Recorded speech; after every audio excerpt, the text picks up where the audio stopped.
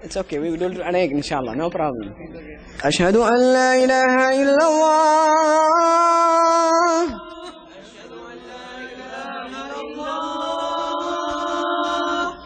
أشهد أن لا إله إلا الله.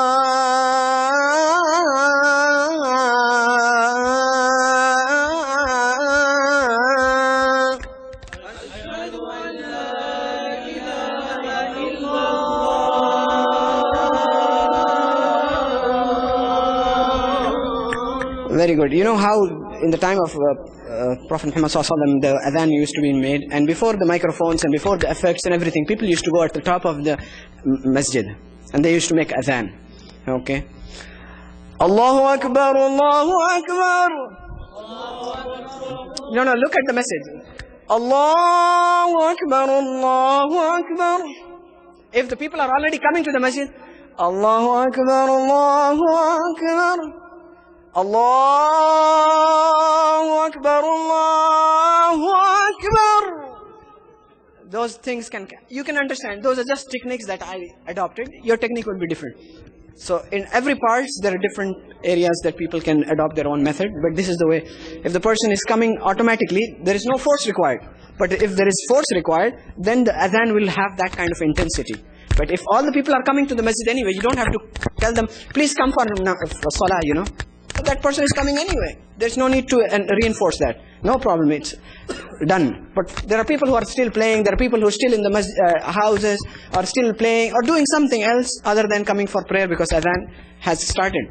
So for those people, now you can imagine when it's coming from the microphone or from the speaker, they should feel that, okay, the adhan is dragging me towards the masjid. It is asking me to go. And exactly those kind of actions. Actually, I met one of the Sheikh of Egypt, and he explained to me in 1940s, they used to stand at the top of the masjid, and exactly that's how he used to do. People who used to sell different things on the streets, he used to make adhan and ask them, you know, close their shops, and then say, Allahu Akbar, Allahu Akbar, Hayya ala salah. حي على الصلاة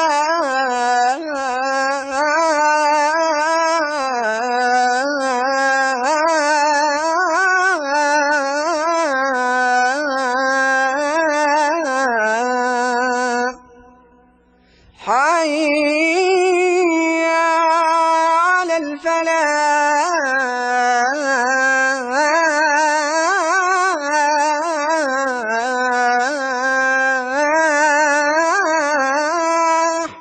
Just like that. If you feel those effects, that's how I learned it.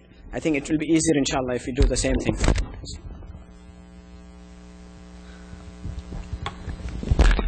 How are we doing with the time?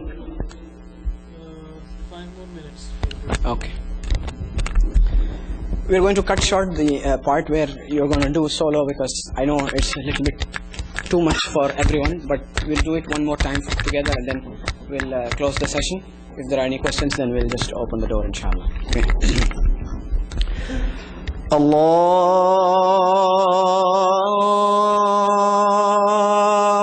Akbar, Allahu Akbar,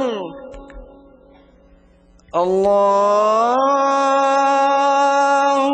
Akbar,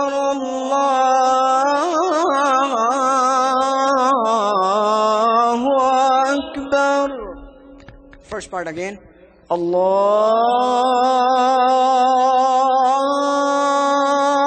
Akbar, Allahu Akbar, Allahu Akbar,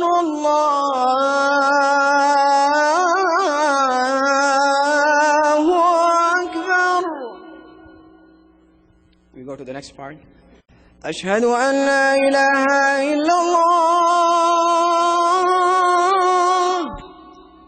أشهد أن لا إله إلا الله.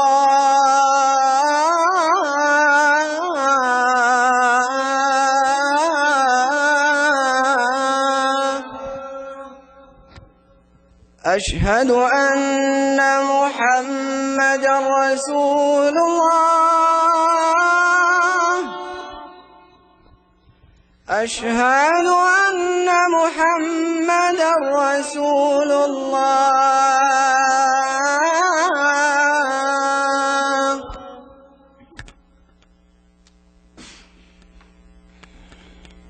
This is the interesting part, right, of the adhan, as I mentioned. حي على الصلاة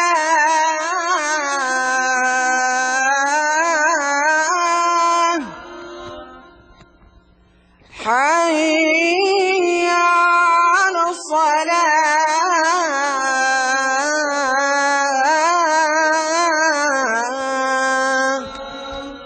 Very nice, mashallah. Coming close, very good. حي على الفلاح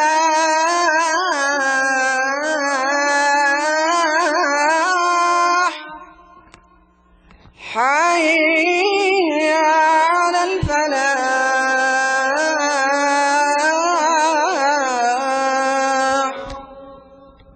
Now you can either end with a long one or a short one, depending on your stamina and depending on how you're feeling.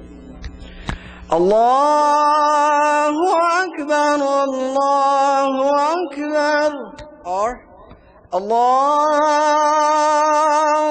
Akbar, Allahu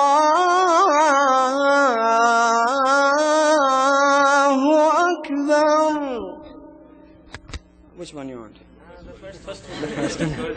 Okay, no problem. Allahu Akbar, Allahu Akbar, La ilaha illallah. La ilaha illallah. Jazakumullahu khairan. MashaAllah. Individual. We'll actually open the floor for questions and then we'll see how the time goes, inshallah. So, Bismillah ar-Rahman ar-Rahim. Alhamdulillah, we have finished our adhan session with sample A, sample B, sample C. And whoever is interested to enhance whichever sample that we have discussed, they are more than welcome to get in touch with us, inshallah. And we can give you more practice by having workshops like these. And obviously, we cannot learn everything overnight. It takes practice, dedication, and a lot of effort on ourselves. And finally, if there are any questions regarding any kind of samples or any part of adhan, more than welcome. The floor is open for question and answers. Yes? In the rules of the adhan, I wanted to know that is holding your ears important? Like, is it part? Okay, that's a good question. When you are following the sunnah of Prophet Muhammad, there is one thing that you have to note, that Rasulullah told Bilal radiallahu anh to make adhan, and then he did not make adhan just by holding his hands. First thing he did was kept his two hands. So that is one thing. Ati'u Allah wa ati'u Rasul. The first thing, that you obey Allah and His Messenger. The second thing is, what's the reason behind it? Now, as you have questioned, there are many youth, many young generation people who ask the question, and the answer is very simple. Once you take your hands and try to cover your ears, you will only hear yourself. It will filter out all the different disturbing noises that are coming, and you'll be able to make adhan or recite more easily. But if you open your ears, so many times the imam is reciting in the masjid, and then when he's reciting, many people only just do all those weird noises, and the imam thinks that he has made a mistake. In fact, they're just fixing their throats or anything. But at the time of adhan, if someone is just opening their hands, and this is a moment where you are actually inviting people towards worshipping Allah subhanahu wa ta'ala, you need complete concentration. No doubt you need complete concentration in salah, but the difference between salah and adhan is, in adhan you are not actually in prayer. You can actually look and you can just take breaks. You can do like Allahu Akbar, Allahu Akbar, Allahu Akbar, Allahu Akbar. That's how Bilal radiallahu anh and all the Sahaba and Salaf Salih did actually. They used to Allahu Akbar, Allahu Akbar. Oh, I see someone still hiding there. Allahu Akbar, Allahu Akbar. That's how they're inviting people. That's how, because they're seeing at the same. But in Salah, you can't do it. It's very sad to see many people. I've seen many people in Ramadan, this month. Like when the Imam is going to finish. I don't know why they keep a watch in the Salah anyway. Oh, still 5 minutes. The problem again is they're not enjoying the recitation. Their khushu and khudu is going away. Next question, inshallah. Please keep a track of time so that we are, following the schedule. Yes, next question. Yes.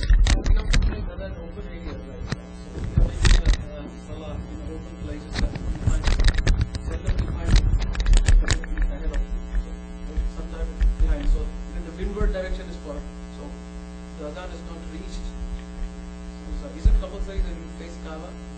Oh yes, definitely. So that, how can we do it? Yeah, I mean, how do you ensure the voice is reached? Because not always the wind is towards the... Okay, that's a very interesting acoustical question, if you may will, and the simple answer that I can give is, if you try to have an open area, try to go as close as to the mountains, because the voice will go and hit the mountain and come back. Or if the open ground is pointing towards buildings or a huge constructional area, then if you go towards that area, then the voice will echo back or come back. But if you don't have anything, it's completely open, don't worry, the same sound will go and come back. A boomerang, you throw it, it keeps coming back. The sound will come back. This is the sunnah, the law of Allah subhanahu wa ta'ala. The sound will come back. And actually, if there is no person in a room or in a huge building, you don't do anything, you just take away the walls, take away everything. And you just say, Allahu Akbar. No echo, no delay. But after 2-3 minutes, you'll feel that same voice is coming back. So it will definitely happen, how the time of the wind. But seldom you'll find yourself in that position. Alhamdulillah, you are in a place where you have masajid, microphones, everything is there. So, alhamdulillah. Oh yeah. Yes. Does the knowledge of musical notes will help you learn Quran faster? I wouldn't recommend musical tones. The reason is that any person who learns anything regarding music will go into the realm or in the boundaries of musical tones. I'll tell you a very interesting example. For example, if a person is reciting or making adhan, Allahu Akbar, Allahu Akbar, that is going into the realm of music. You don't want that. And then this is called in Arabic as tamtit, that extending outside the boundary of qira'ah and outside the boundary of the proper huquq of the recitation. So, no doubt, adhan is not like Quran, because you have to follow the full rules of tajweed, but at the same time, you're not supposed to make it like a musical thing. Yes, you are supposed to make it beautiful, but not so much so that it is entering into the fold of music. And I try to advise most of our brothers very humbly and respectfully that it's better if you stay away from that area. Because once you get it, you'll enjoy it, and according to many riwayat, if you actually listen and read it, most of the adhans are not extended more than 6 or more. You'll never hear anyone making adhan like this. Just listen to this. It might sound beautiful, but it is wrong. Hayya ala salah, hayya ala salah.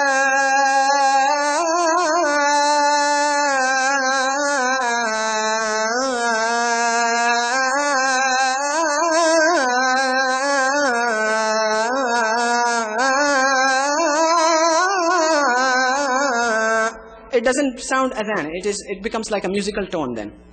But if you want a real adhan, then you just make Hayya ala salah, Hayya ala salah.